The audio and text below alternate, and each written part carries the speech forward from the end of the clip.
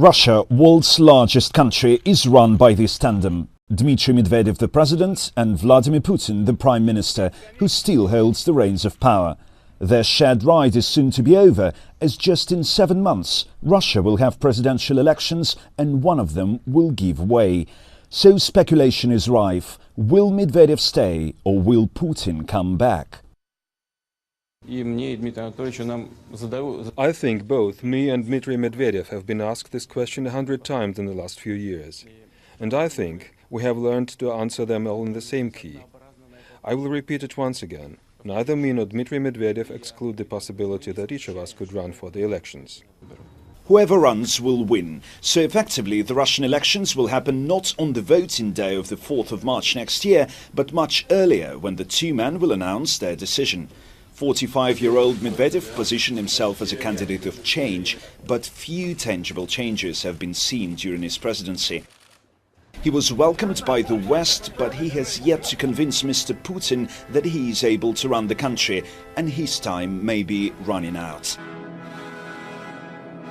And it is likely to be Vladimir Putin alone who will cast Russia's deciding vote. Prime Minister Putin, even though he stepped down in 2008, remains by far the most powerful, the most influential politician in the country, recognized by all potentially feuding factions as the arbiter.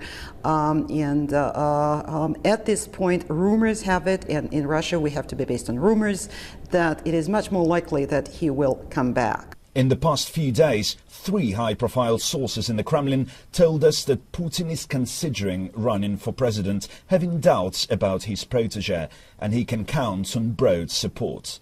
Even if a Medvedev's camp exists, it is much smaller, much less powerful, and much weaker than Putin's is. So far, pledging allegiance to Putin has been the accepted tactics of nearly everyone in the country. Putin's election vehicle will be his newly created All-Russia National Front, while another newly created Putin's Army features stunning girls and caused a stir on the internet. This month they marched through central Moscow and tore their t-shirts for Putin, saying they will similarly tear apart anyone who dares to oppose him. Putin's strength is visible on TV. He swims, rides snowmobiles, plays ice hockey, even sings. While a video of Dmitry Medvedev dancing to a song of an escape with an American boy caused an embarrassment. But Dmitry Krykov, who runs Moscow hedge fund Verna Capital, says his clients are concerned by Putin's comeback. The kind of investors that we speak to, they would view this as a negative factor, at least initially. In my opinion, this is really a psychological thing to overcome. And once investors see what the agenda of the new president is, and if they believe that the new agenda is really a continuation of reform and continuation of pro-growth policies, I think they will be comfortable with the personality, be it Putin or be it somebody else.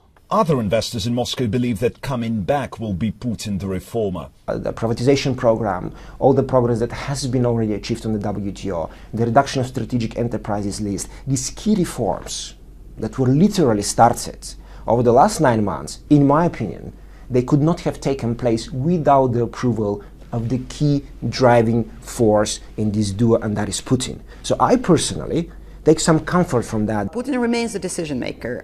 He has been the ultimate decision maker throughout Medvedev's presidency, so many of the decisions taken actually were Putin's, not Medvedev's.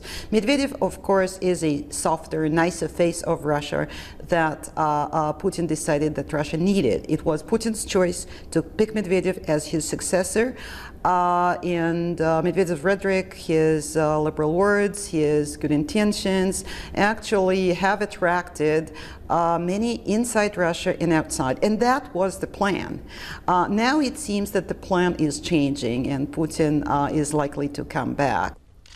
So while Medvedev and Putin are still playing a game of chicken without telling who will run for president, it seems that it is Vladimir Putin who is likely to emerge on top. Here in Moscow, I'm Kirill Sukhotsky. This is Reuters.